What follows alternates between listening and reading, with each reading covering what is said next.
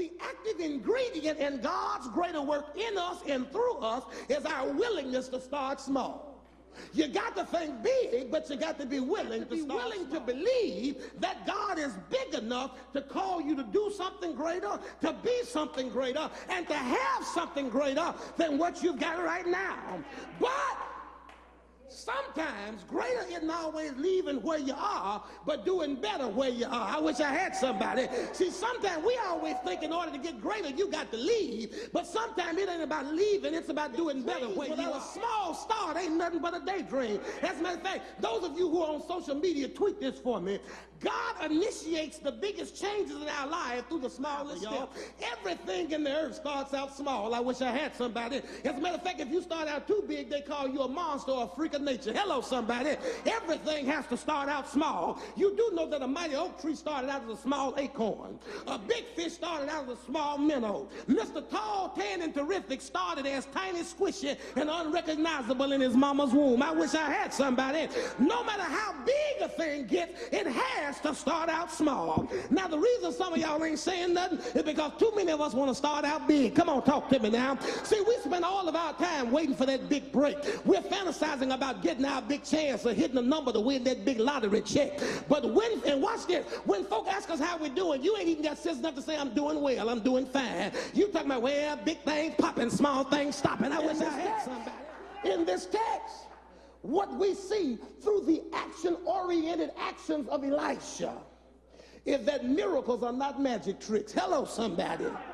You see, miracles are the divine results of small steps of faith-filled preparation. Don't miss that. Now, for those of you that have been waiting on, talking about, and praying for a miracle, the text suggests it's not about oil bottles. It's not about faith conferences. It's not about call-in prayer lines. Hello, somebody. Miracles are the results of small steps of faith-filled preparation. Small steps and hard work will always prompt a move from God.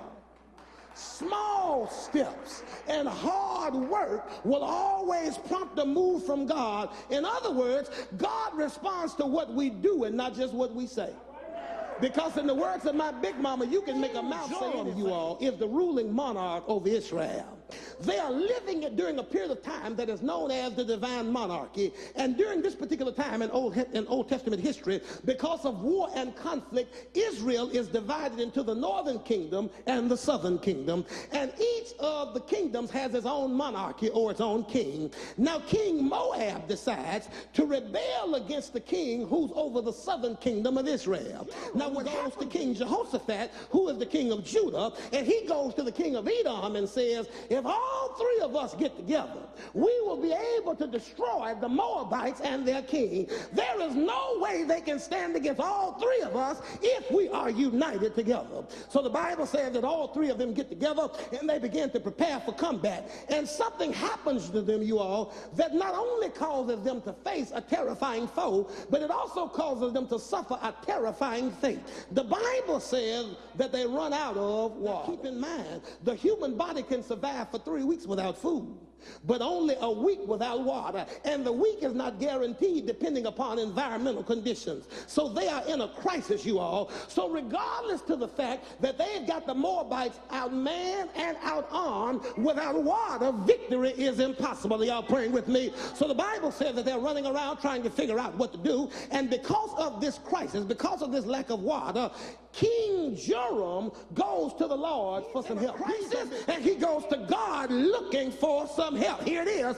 He isn't desperate for God. He's desperate for a solution. And the Spirit of God said to me, Chris, that's the problem with a whole bunch of y'all in the church. They're not desperate for me. They're desperate for a solution. If they would learn to be desperate for me, then they would never get desperate for a solution, because they would know I would supply all of their needs according to my riches if they would just get desperate for me. Who was the most spiritual of the three asked, is there not a prophet who can consult God on our behalf?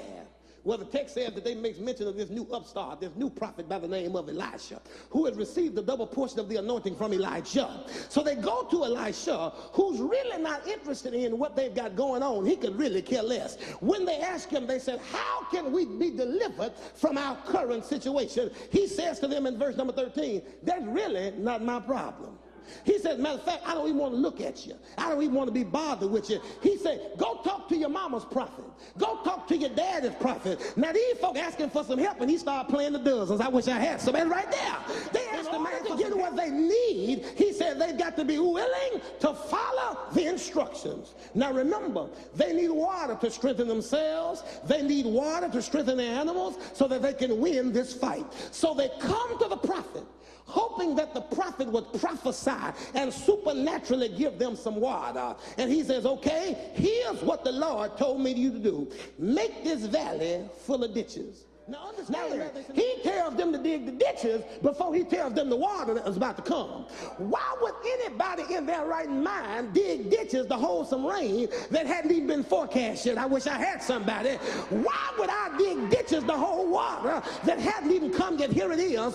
When God is the one that's making the promise, you must understand that your possession comes through your participation. I wish I had some wind. You'll not see the rain, but your valley will be filled with water. In other words, it ain't gonna rain nowhere except for where you dig a ditch. I wish I had somebody. He says it's not gonna rain anywhere except for where you dig a ditch. Everything around you is going to be dry. But God says, don't you let the dryness of your neighbors make you think that I can't bless you. He says, if you dig a ditch, I'm gonna send the rain right where you dig.